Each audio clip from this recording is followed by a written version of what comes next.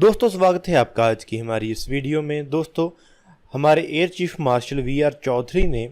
कुछ ऐसी अपडेट्स दी हैं जिससे हमारी इंडियन एयर फोर्स के फ्यूचर के बारे में पता चल रहा है और हमारे इंडिजिनस फाइटर जेट प्रोग्राम्स के फ्यूचर के बारे में भी पता चल रहा है।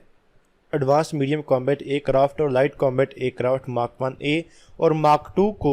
114 मल्टीरोल फाइटर जेट्स जो कि मेक इन इंडिया के प्रोग्राम के अंडर फ्यूचर में खरीदे जाएंगे उनके साथ ही इंडक्ट करेगी।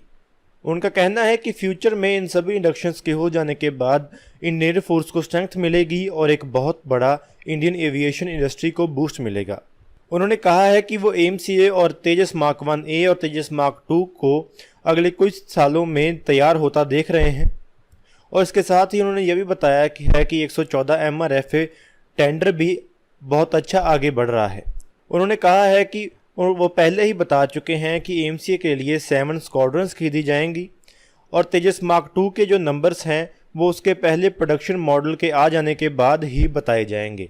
कि कितने नंबर्स में इंडियन एयर फोर्स तेजस मार्क 2 को खरीदेगी। उनका कहना है कि वो क्वांटिटी को परफॉर्मेंस और रेट ऑफ इंडक्शन के हिसाब से कभी भी बढ़ा सकते हैं। इससे पहले भी बहुत सारी ऐसी डिस्कशंस होती रही हैं कि तेजस मार्क 2 फाइटर एयरक्राफ्ट को इंडियन एयर फोर्स इतना फोकस नहीं कर रही है, इसको केवल एक स्टॉप गैप मेजर के तौर पर ही देखा जा रहा है और main focus Indian air force का AMCA के ऊपर ही है। लेकिन अभी इस नई अपडेट में इंडियन एयर फोर्स चीफ की बातों से ऐसा पता चल रहा है कि इंडियन एयर फोर्स तेजस मार्क 2 की परफॉर्मेंस को पहले देखना चाहती है और उसके बाद ही उसे बड़ी क्वांटिटीज में इंडक्ट करना चाहती है। इसके साथ ही हमारे इंडिया चाइना बॉर्डर के ऊपर चीन की हिमाकत दिन ब दिन बढ़ती जा रही है और हाल ही में उनके फाइटर एयरक्राफ्ट हमारे बॉर्डर के बहुत ज़्यादा करीब आ गए थे और उनका मुकाबला करने के लिए इंडियन एयर फोर्स ने भी अपने फाइटर एयरक्राफ्ट को स्क्रैम्बल किया था। इंडियन एयर फोर्स के चीफ ने ANI को एक एक्सक्लूसिव इंटरव्यू देते हुए बताया है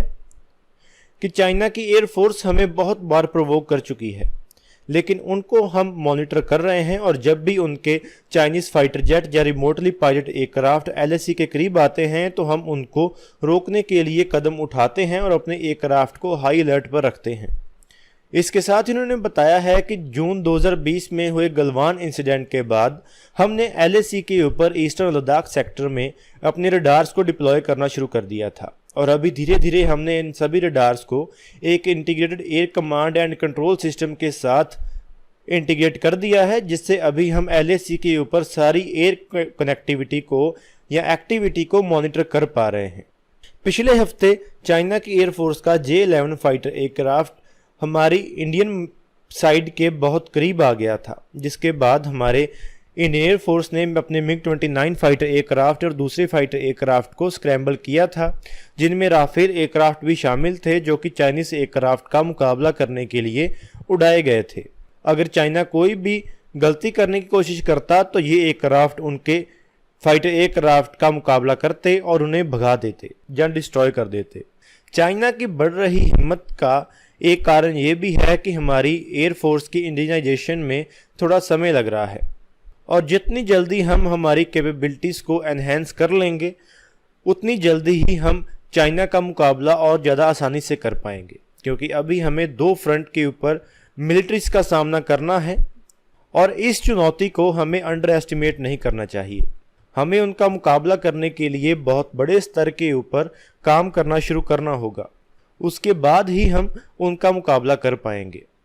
इसके साथ ही हमारी सबमरीन फ्लीट को लेकर भी कुछ नई अपडेट्स आई हैं। ऐसी खबर है कि हमने अपनी एक किलो क्लास सबमरीन को डीकमीशन कर दिया है, यानी कि रिटायर कर दिया है। ये भी हमारे लिए एक बड़ा चिंता का विषय है। हमारी पुरानी सबमरीन्स रिटायर होती जा रही हैं, लेकिन हमारी जो नई सबमरीन्स खरीदने की स्पीड है वो और ज़्यादा तेज़ नहीं हो पा रही है। हमने हाल ही में स्कॉर्पियन क्लास सबमरीन्स को ख़रीदा है, लेकिन उसके बाद हम 6 और ज़्यादा सबमरीन्स खरीदने वाले थे, जिसके टेंडर को हमारी कुछ प्रॉब्लम्स या टेंडर में हुई कुछ रिक्वायरमेंट्स के कारण बहुत ज़्यादा कंपनीज इसमें हिस्सा नहीं ले पाई और उन्होंने अपनी पार्टिसिपेशन को रद्द कर दिया, जहां वो इससे पीछे हट गए और अभी केवल एक साउथ कोरियन कंपनी ही बची है जो कि अपनी सबमरीन को ऑफर कर रही है। और उसके बाद अभी यहाँ पर केवल एक वेंडर की स्थिति बन रही है और हमारे जो टेंडर्स में एक रूल को फॉलो किया जाता है कि जहां पर एक ही कॉन्टेंडर बच जाता है तो तब उस टेंडर को आमतौर पर खारिज कर दिया जाता है और फिर से शुरू किया जाता है। तो ऐसा लग रहा है कि शायद अभी सबमरीन एक्विजिशन में भी और ज़्यादा टाइम लग जाएगा। तो ये हमारी मिलिट्री पावर के लिए एक चिंता का विषय है और इसको भी जल्दी से जल्दी ठीक किया जाना चाहिए और हमारी सबमरीन फ्लीट को भी और ज़्यादा बड़ा किया जाने के ऊपर तेज़ी से काम किया जाना चाहिए। तो दोस्तों आज की इस वीडियो में इतना ही। अगर आपको ये वीडियो अच्छी लगे तो आप इसको जरूर लाइक और शेयर करें। Thanks for watching this video. जय हिंद, जय भारत।